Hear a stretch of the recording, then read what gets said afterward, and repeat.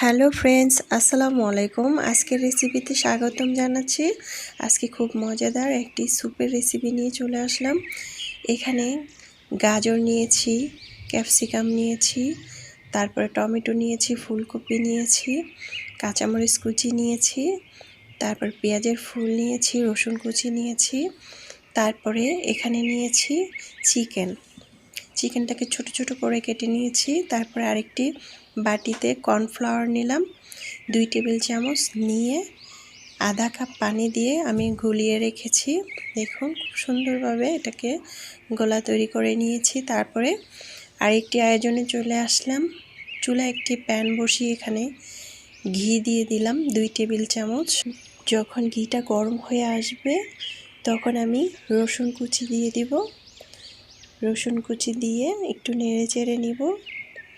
তারপরে এখানে দিয়ে দিব ফুলকপি, তারপরে গাজর কুচি আধা কাপের মতো নিয়েছি। তারপরে এখানে দিয়ে দিব পেঁয়াজের ফুলটা, এভাবে ছোট ছোট করে কেটে নিয়েছি। যেগুলা সিদ্ধ হতে দেরি হয় সেগুলা প্রথমে আমি দিয়ে একটু নেড়ে চেড়ে ভেজে নিব। তারপরে এখানে দিয়ে দিব লবণ স্বাদ মতো। আমি প্রথমে এখানে 1 চিমটির মতো লবণ দিয়েছি। তারপরে দিয়ে দিব চিকেনটা আমি খুব সুন্দরভাবে ভেজে নেব।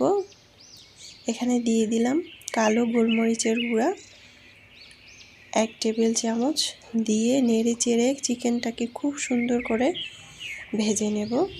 তা আমার যখন হালকা ভাজা হয়ে যাবে তখন আমি অন্য ক্যাপসিকাম, তারপরে টমেটো, কাঁচামরিচ কুচি সবগুলো দিয়ে দিলাম।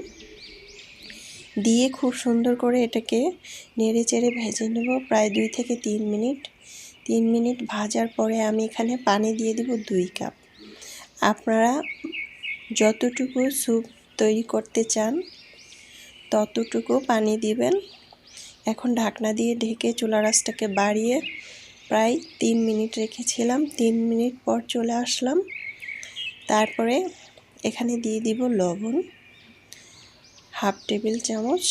তারপরে এখানে দিয়ে দিলাম চিলি সস 2 টেবিল চামচ দিয়ে, তারপরে এখানে দিয়ে দিলাম টমেটো সসটাও আমি 2 টেবিল চামচ দিয়েছি।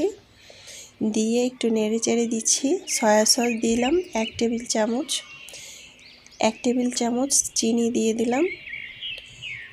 তারপরে আরও 1/2 টেবিল চামচ দিয়ে দিলাম গোলমরিচের গুঁড়া, কালো গোলমরিচের গুঁড়া দিয়ে একটু নেড়ে চেড়ে নিচ্ছি।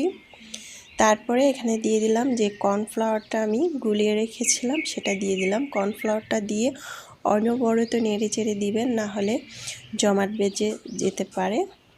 তো দেখুন আমি আর 2 মিনিট চুলার আঁচ বাড়িয়ে রাখবো খুব সুন্দরভাবে। আমার কিন্তু এটা হয়ে গিয়েছে। এখন দিয়ে দিলাম 1 টেবিল চামচ লেবুর রস দিয়ে আমি চুলার আঁচটাকে বন্ধ করে দিব। তারপরে আমি পরিবেশন করে নিচ্ছি। মাশাআল্লাহ, দেখতে খুব সুন্দর হয়েছে, খেতে তো আলহামদুলিল্লাহ গরম গরম খেতে অসম্ভব মজার হবে। বাসায় কিন্তু আমরা ঝটপট বাচ্চাদেরকে স্যুপটা তৈরি করে খাওয়াতে পারি। আশা করছি আমার আজকের রেসিপিটি আপনাদের খুবই ভালো লেগেছে। ভালো লাগলে চ্যানেলটা সাবস্ক্রাইব করে লাইক দিয়ে পাশে থাকবেন। আল্লাহ হাফেজ।